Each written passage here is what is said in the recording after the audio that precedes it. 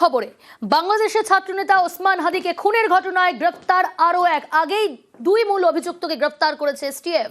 Bengal STF এর বড় সাফল্য, বাংলাদেশের ছাত্রনেতা ওসমান হাদিকে খুনের ঘটনায় গ্রেফতার আরও এক। রৌনক রয়েছে আমার সঙ্গে। রৌনক, আগেই দুই মূল অভিযুক্ত গ্রেফতার, এবার আরও একজন গ্রেফতার।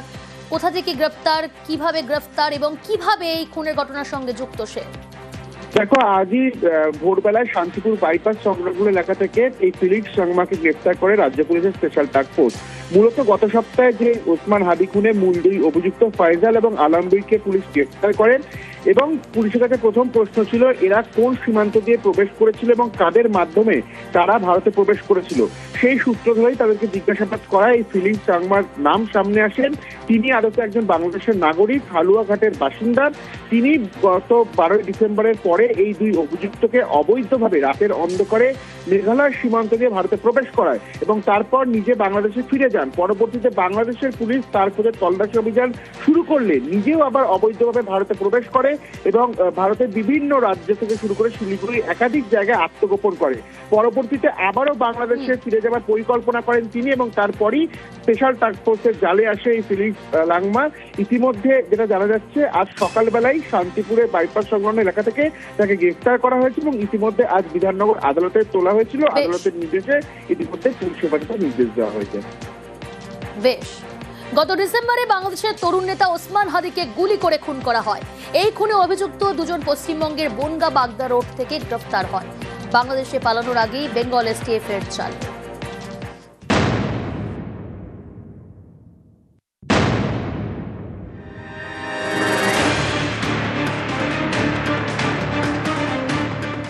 বাংলাদেশের এনকেলাব মঞ্চের তরুণ নেতা ওসমান হাদি, গত বছরের ডিসেম্বরে তাকে খুন করা হয়।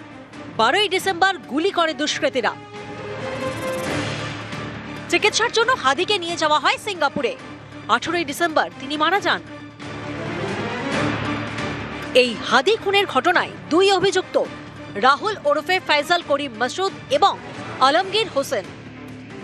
এর মধ্যে ফয়সাল কয়েক মাস আগে সোশ্যাল মিডিয়ায় ভিডিও প্রকাশ করেন, এমনটাই দাবি। জি, আমি ফয়সাল করিম মাসুদ।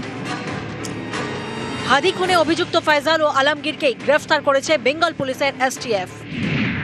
শনিবার রাতে পশ্চিমবঙ্গের বনগা বাগদা রোড থেকে দুজনকে গ্রেফতার করা হয়। দুজনকে 14 দিন পুলিশ হেফাজতে রাখার নির্দেশ দিয়েছে বিধাননগর আদালত। ডিসেম্বরে ঢাকা পুলিশ জানায়, হাদিকে খুনের পরে মেঘালয় হয়ে ভারতে ঢোকে দুই অভিযুক্ত। ঘটনার দিনই শুটার ফয়সাল করিম মাসুদ ওরফে দাউদ ওরফে রাহুল এবং তার সহায়তাকারী মোটরসাইকেল চালক মোহাম্মদ আলমগীর শেখকে শনাক্ত করা হয়। আসামিদেরকে চিহ্নিত করার পূর্বেই তারা সীমান্ত পাড়ি দিতে সক্ষম হয়। সীমান্ত পার করে ভারতের মেঘালয় রাজ্যে জনৈক পুত্তির নিকট হস্তান্তর করে। মেঘালয় পুলিশের সাথে যোগাযোগ করে যেটি জানতে পেরেছি, তারা ইতোমধ্যে পুত্তি ও স্বামীকে গ্রেফতার করেছে। ধৃতদের জেরা করে বেঙ্গল পুলিশের এসটিএফ জানতে পেরেছে ফয়সাল এবং আলমগীর বাংলাদেশ থেকে মেঘালয় ঢোকে, সেখান থেকে শিলিগুড়ি এবং জলপাইগুড়িতে গা ঢাকা দিয়ে থাকে। বাংলাদেশের রাজনৈতিক পরিস্থিতি বুঝে বাংলাদেশে ফেরার ছক কষেছিল বনগা সীমান্ত হয়ে। তার আগেই বেঙ্গল পুলিশের এসটিএফ এর জালে শনিবার হাদি খুনে দুই অভিযুক্তকে বনগা বাগদা রোড থেকে গ্রেফতার করা হয়। বাংলাদেশের প্রাক্তন প্রধানমন্ত্রী শেখ হাসিনা ভারতে, এ নিয়ে বাংলাদেশের অনেকের মধ্যে ক্ষোভ। এরই মাঝে হাদি খুনে দুই অভিযুক্তকে বেঙ্গল পুলিশের এসটিএফ যেভাবে গ্রেফতার করলো, তা কি ক্ষতি প্রলেপ?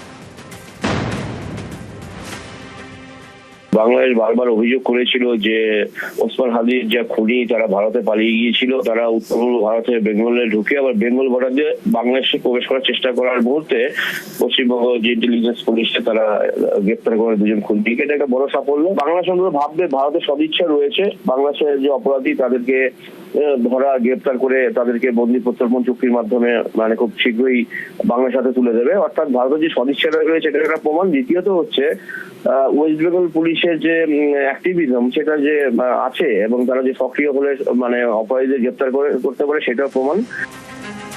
অনেকেরই প্রশ্ন, বাংলাদেশে হাদি খুনে দুই অভিযুক্ত কিভাবে মেঘালয় সীমান্ত পেরিয়ে ভারতে ঢুকে পড়ল? তাহলে কি মেঘালয় সীমান্তে যথেষ্ট নজরদারির অভাব?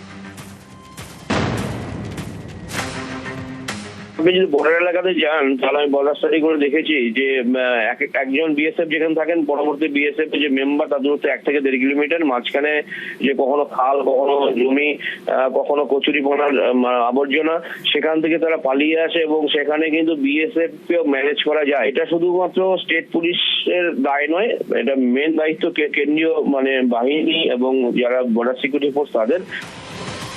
নিউজ 18 বাংলা।